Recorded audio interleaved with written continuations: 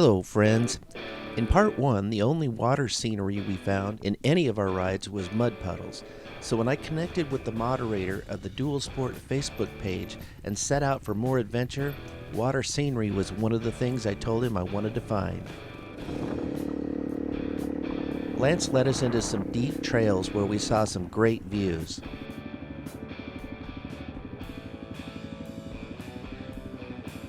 And all kinds of interesting obstacles like riding under trees that went all the way across the road. And we dealt with oncoming cars. After climbing to the top of a lookout mound, as we were pulling back onto the road, we were in some really loose gravel.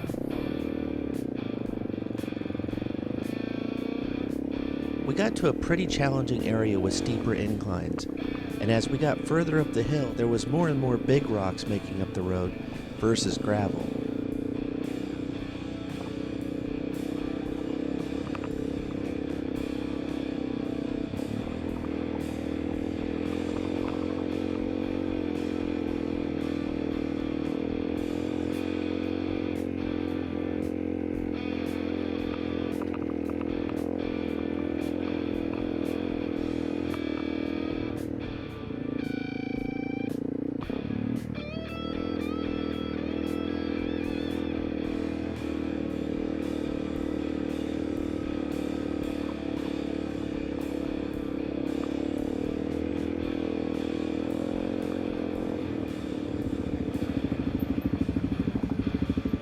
This is a tough road.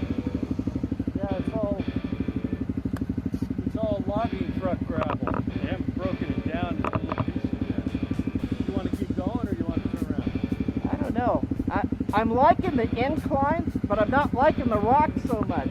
If I had tubeless tires, I might feel better about it, but I'm worried that if I got a flat out in the middle of nowhere, I don't have tubes or anything. So, What? I mean, I have tubes. What I mean is I have tubes. But if I got a flat, how do you fix a tube out here? Oh, I've done it many times. Really? But you still have to get another tube.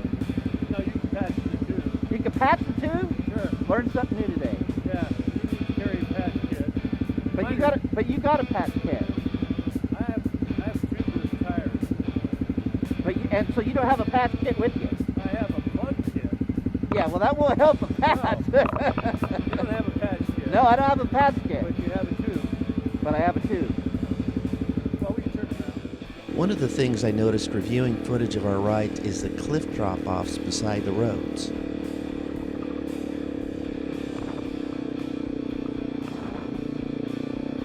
When we are riding, we focus on the roads and see the views, but we don't generally look down the side of the roads. Perhaps it is from one of those rules that says, where your eyes go, you will follow.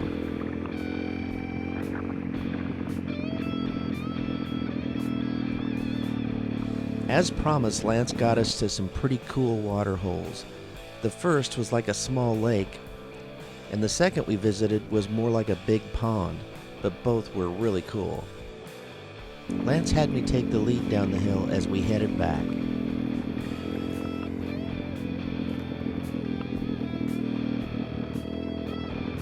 That's fun.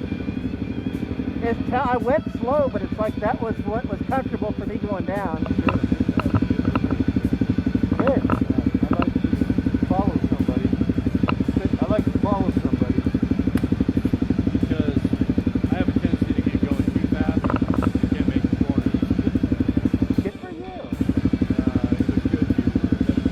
was good. Good. Yeah, I'm really cautious on corners too. I mean, I've been around long enough to know that vehicles come the other way. Yeah. And you go flying through a corner. I thought way more about traffic than I did about anything else while we were riding. It was more about that. And actually, I thought the lines coming down were easier to see. I don't know. Maybe just that side of the road is just smoother. I don't know. Well, you were behind me and there was some dust. Yeah, maybe. So that could have been it. But generally, I like going up more. Oh, yeah. If we went up a whole lot faster, coming down, you gotta go slow. It So seemed like a long ways coming down. it's all right. I'm behind you now. So we know where we're going.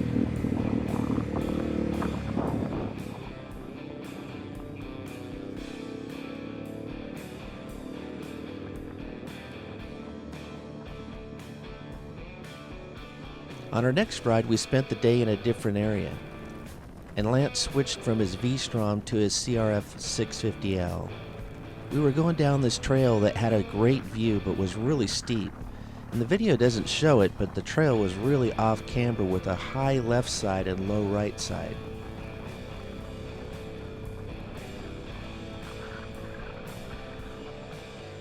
And this became evident when we came to a gate and had to turn around on this steep off camber area. Rather than get off our bikes, we both chose to stay on them and just do the old back and forth scooting method.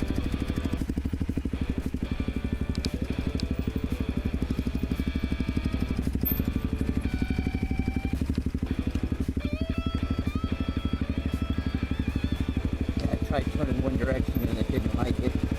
And it's harder to do with these bigger ruts. Yeah, seeing that's what I had. And I got a lighter bike, so.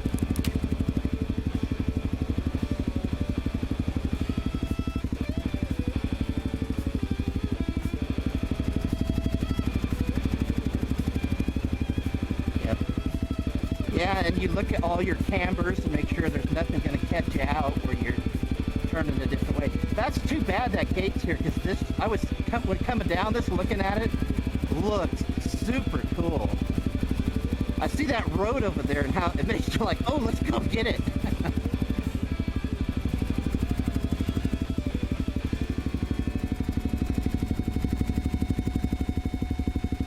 Yeah.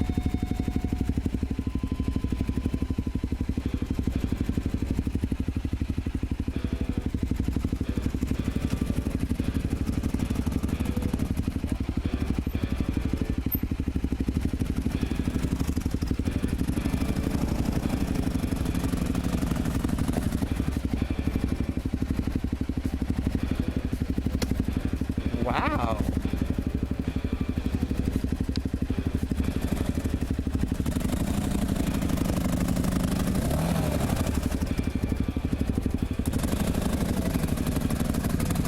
Yeah.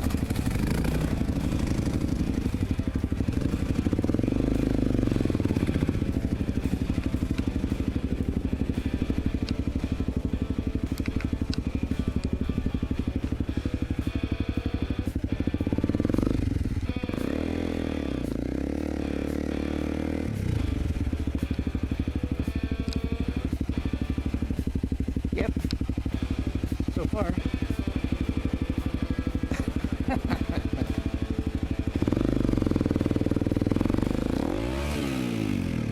Did you hear my rev?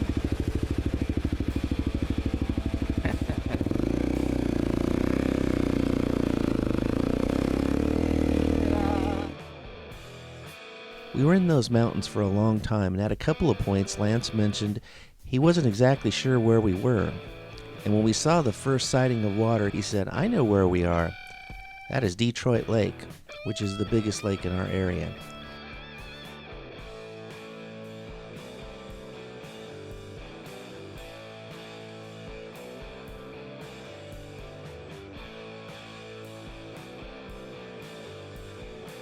It was so cool when we approached the dam, knowing I would be crossing a dam for the first time on a motorcycle.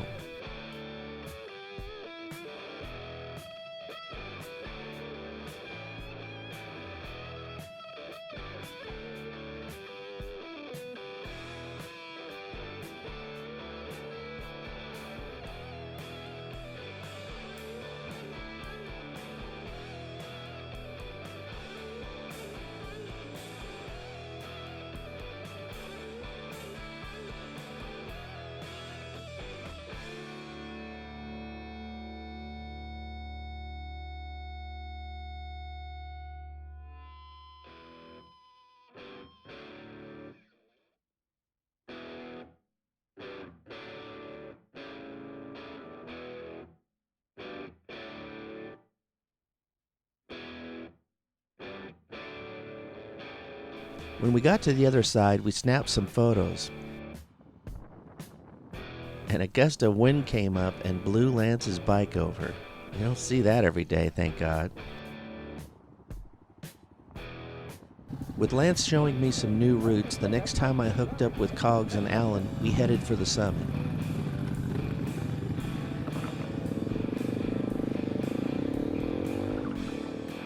I may have taken a wrong turn or two.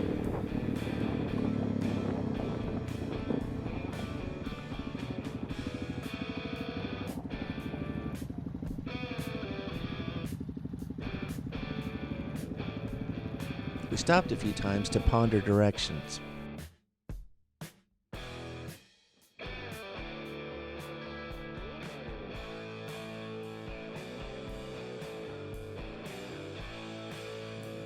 When we got to this cool corner, I set up a roadside cam.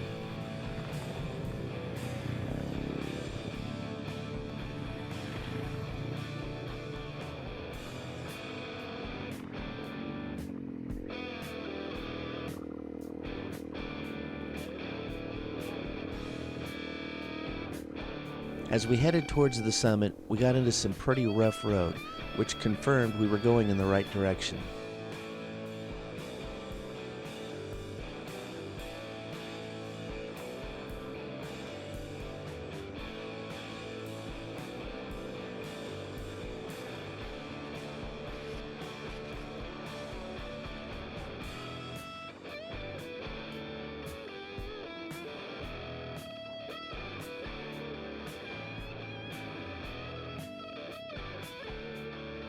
When we got to the top, we took a photo.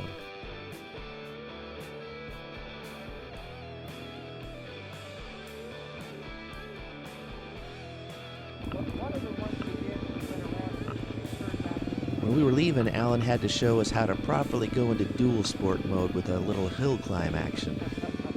That was pretty cool. Yeah. And I got my camera on, so it's smart pulling. We turned up the wick as we headed back down the hill towards the pavement.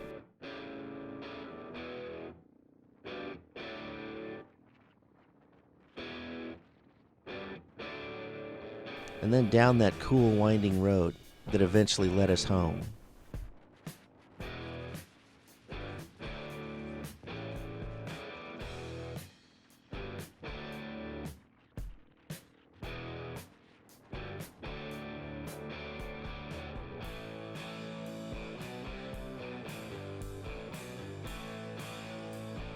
My road racing mentor Jason reached out about doing an overnight ride on Labor Day weekend. Both he and our other friend Alex have a lot of dual sport experience, so one of my concerns was keeping up and not ruining their fun, and the other was getting gear. They assured me that they would check regularly to make sure I didn't get lost, so I just needed to get the gear and we'd be ready to go. I was only aware of one trip that Jason had been on with Alex, where they both ended up setting up camp in the middle of the night, and Jason said the plan was not to ride in the dark. I'm a bit of a planner, so I geared up with everything I thought I would need. Even though I had planned to stay one night, it was going to be my first motorcycle camping trip, so I wanted to be prepared. I got my tent, footprint, sleeping bag, and pillow all to fit in my large bag. Then I got a million straps to put it all together. So the day came and I headed out at 7:30 to meet up with the guys for breakfast. Then we made a quick stop at Alex's house before we headed out.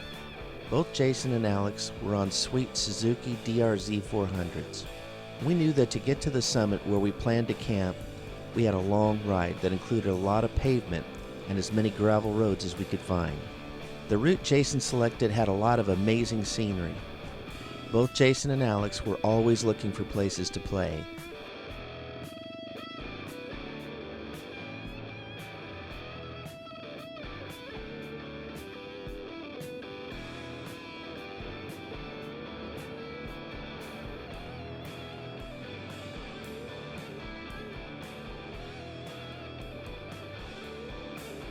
Covered bridges are always fun.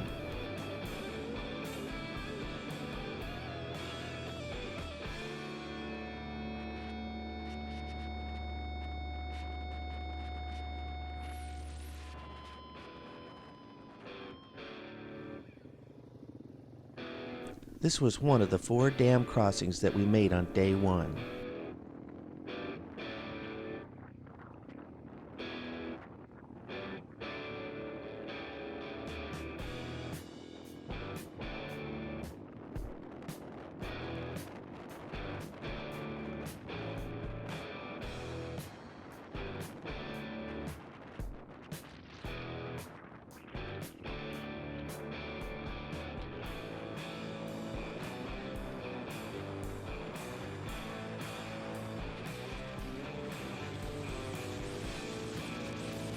One of the advantages to getting to ride behind motorcycle road racers is you get to watch them ride.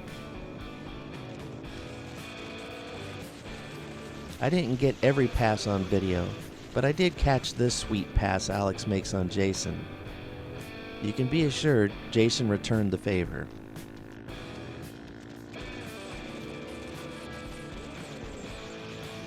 A little perspective here. I'm riding a bike with 23 horsepower, and my lawnmower has 26 horsepower. I'm just saying. We rode that pace on pavement for around 45 minutes before pulling over to assess our location. I was comfortable riding on the pavement, but I anticipated that the gravel roads were going to challenge me more than ever. I was glad I went on this ride at the end of the summer after having experience riding with others on gravel.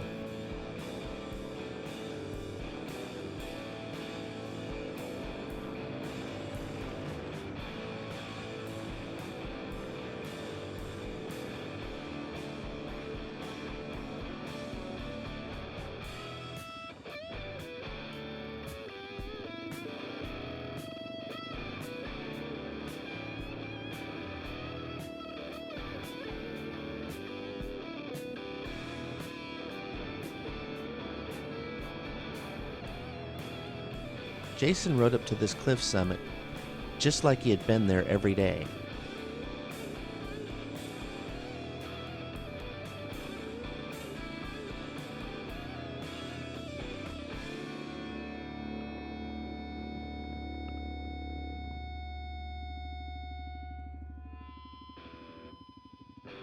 They both rode up this berm, and before I realized it was steeper than I thought and had a little double curb type height drop on the other side, I was already going up it. Up to that point, it was the biggest obstacle type thing I had ever ridden up on a motorcycle.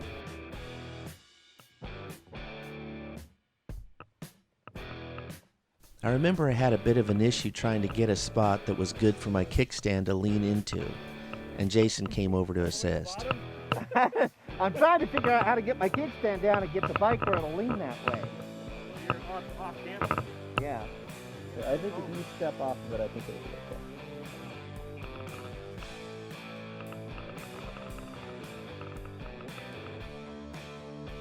And if it falls over, it's a dirt bike. Oh, yeah. When we parked, we snapped some cool shots. Neither the photos or the videos showed just how deep that cliff fall was. As we turned around to leave that spot, I kept looking at that obstacle. And I must have obviously been nervous, because Alex came over to help me out just in case I had a problem navigating the turnaround or bump on that exit.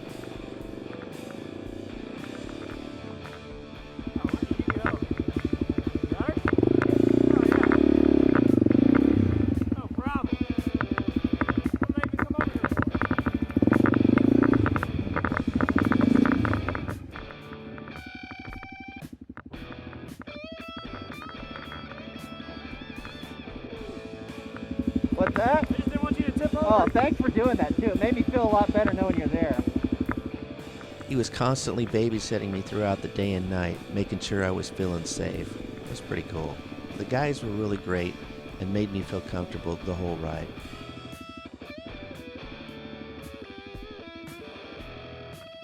It became apparent that after riding all day, we weren't going to make the summit in the daylight. We managed to get some shots before the sun went down, and when it got dark, we got into the most advanced stuff I had ever ridden a motorcycle on. Between the dust, the dark, and the obstacles, I was pretty freaked out, but we were still making steady progress, and at some point when Jason was sure we had reached the summit, we pulled in between some trees and set up camp.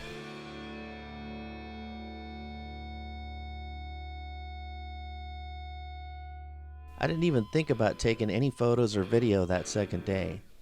We got off the mountain, got to a place to eat, I said goodbye and hit the pavement for home, capping my summer with a fabulous adventure. At the end of the year, I bought a newer CRF250L and added more options and documented that in a top 25 accessories for the CRF250L video. So please check that and other videos from the series out and photos on our website. I'm looking forward to next season when I also introduce another bike to explore with. No matter what is open in 2021, we plan on continuing to cover bikes, upgrades, cars, tracks, racers, and more adventure. Thanks for watching, and we'll see you next time.